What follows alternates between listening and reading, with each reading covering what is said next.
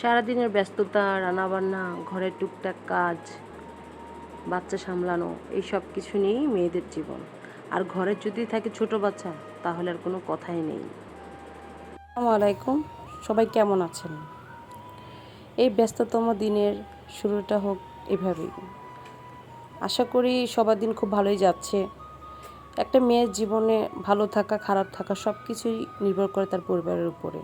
পরিবারের মানুষ ভালো থাকলেই সে ভালো। মেয়েদের জীবনে যদি সাপোর্ট সিস্টেম থাকে কেউ একজন, তাহলে তার তো কোনো কথাই নেই। সে সব করতে পারে, সব কিছু অর্জন করতে পারে, স্বামী সন্তান সবাইকে ভালো রাখতে পারে।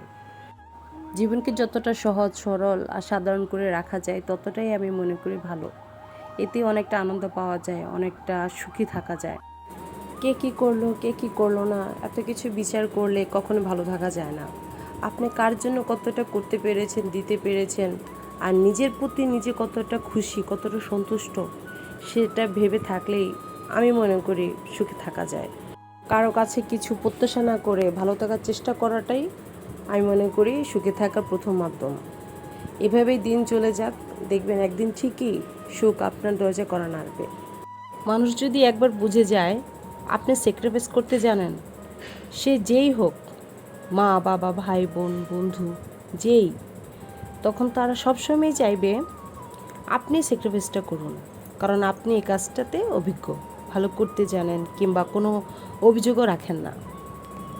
তাই সেখানে স্যাক্রিফাইস করুন যেখানে আপনার মূল্য আছে, যেখানে স্যাক্রিফাইস করে আপনি নিজে খুশি থাকবেন কিংবা অন্যকে খুশি রাখতে পারবেন।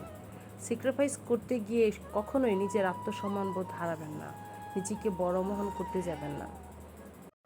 আপনাদের সাথে গল্প করতে করতে আমার এই টুকি আজকের রান্না এখানেই শেষ। আশা করি আপনাদের ভালো লাগবে, আর আপনারাও আপনাদের গল্প শেয়ার করবেন আমার সাথে। সবাই ভালো থাকবেন, আসুন একে অন্যের পাশে থাকি। আল্লাহ হাফেজ।